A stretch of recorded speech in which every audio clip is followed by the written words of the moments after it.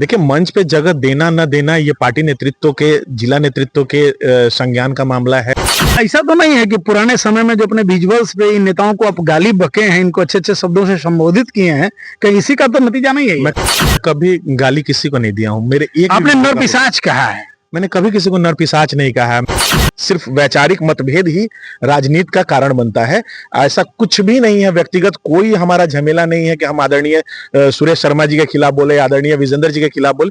क्या लगता है आपको बीजेपी इस बार टिकट देगी आपको? ये निर्णय लेना तो पार्टी नेतृत्व का काम है, और ये चूंकि भाजपा संगठन की राजनीति करने वाली पार्टी है और कार्यकर्ताओं की पार्टी है, तो ये तय कार्यकर्ता करेंगे, संगठन तय करेगा और पार्टी नेतृत्व तय करेगी। मैं इसे बोलने वाला, टीका टिप्पणी करने वाला कोई नहीं। नमस्कार, आप देखना शुरू कर चुके हैं तहलका अपडेट्स। राज्य में चुनाव की घोषणा होने वाली है और जितने भी राजनीतिक दलों के नेता हैं सभी अपने अपने प्रचार प्रसार में कुछ समय पहले जुट चुके थे, कुछ अभी जुटे हैं और आने वाले समय में भी कुछ जुट जाएंगे। इसी प्रकरण में मुजफ्फरपुर जिले के 94 विधानसभा सीट से हम एक व्यक्ति से मिलेंगे, जिस व्यक्ति का नाम है सावन पांडे, जिन्होंने छोटी छोटी चीजों से कुछ शुरुआत करके और अपने आप को 94 विधानसभा क्षेत्र से बीजेपी के तरफ से उम्मीदवार के लिए खुद को मनोनीत किया है। अब देखिए आगे क्या होता है, जानते हैं सावन पांडे से। क्या लगता है आपको बीजेपी इस बार टिकट देगी आपको? ये निर्णय लेना तो पार्टी नेतृत्व का काम है, और ये चूंकि भाजपा संगठन की राजनीति करने वाली पार्टी है और कार्यकर्ताओं की पार्टी है, तो ये तय कार्यकर्ता करेंगे, संगठन तय करेगा और पार्टी नेतृत्व तय करेगी। मैं इसे बोलने वाला, टीका टिप्पणी करने वाला कोई नहीं। आप टीका टिप्पणी नहीं करते हैं, बावजूद इसके आपको मंच पर जगह नहीं दिया जाता है।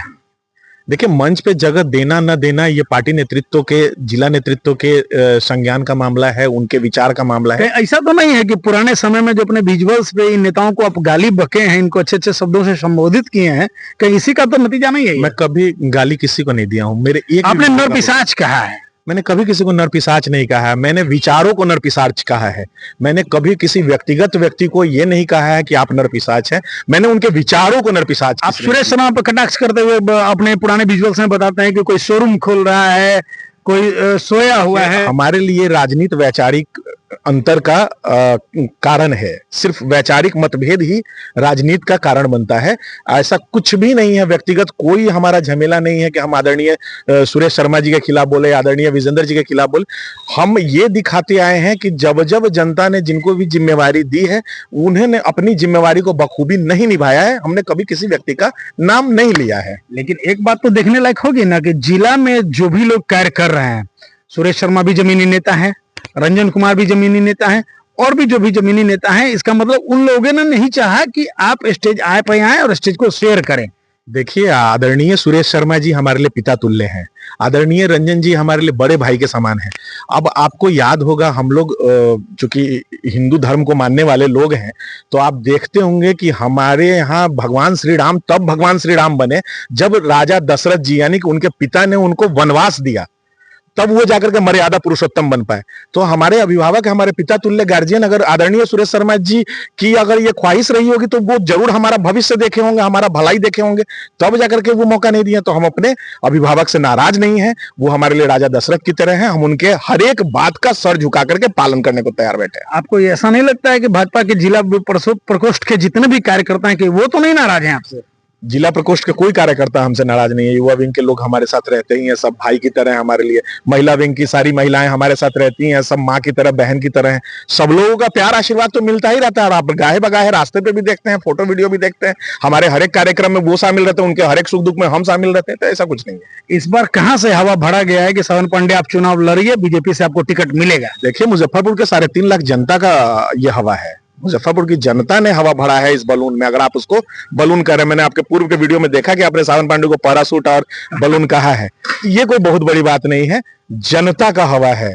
और ये चूंकि लोकतंत्र है, देश हमारा लोकतंत्र का सबसे बड़ा क्षेत्र है, और लोकतंत्र में लोग का, जनता का पूछ होता है, और जनता ने आशीर्वाद दिया है, जनता ने हवा बढ़ाया है। तो इस हवा के सामने कोई हवा बयार टिकने ही वाला नहीं। अगर मान लीजिए बीजेपी आपको टिकट नहीं देती है, तब क्या कीजिएगा? ये निर्णय हमारे टीम है, मुजफ्फरपुर की जनता है, वो लेगी। वो जैसा आदेश करेगी वैसा उसका पालन किया जाएगा।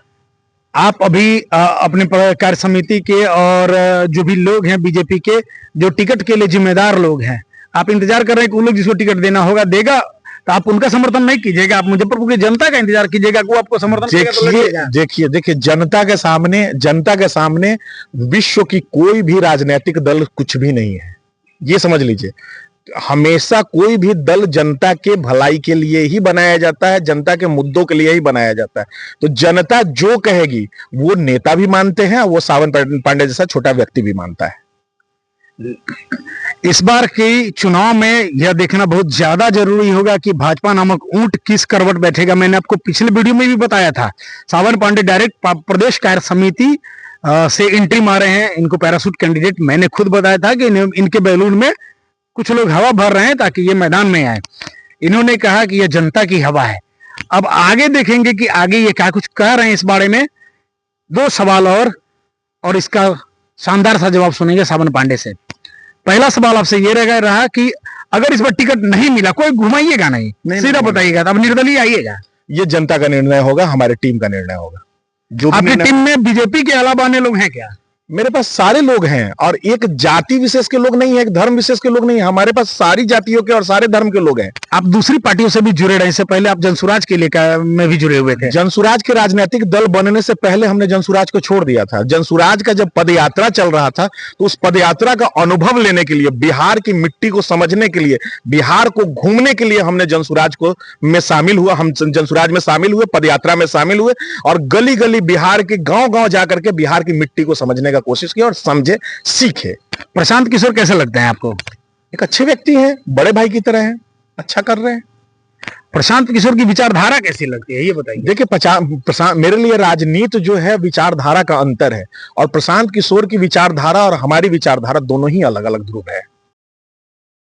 आपने देखा कि सावन पांडे जो पहले प्रशांत किशोर की टीम के साथ पदयात्रा भी कर चुके हैं और अभी बीजेपी कार्य समिति से मुजफ्फरपुर के 94 विधानसभा सीट पे खुद को उम्मीदवार भी बता रहे हैं। आगे क्या कुछ होगा, बीजेपी किसको टिकट देगी, लड़ाई में कौन आगे होगा, हर एक अपडेट करते रहेंगे। बने रहिए तहलका अपडेट्स के साथ। धन्यवाद।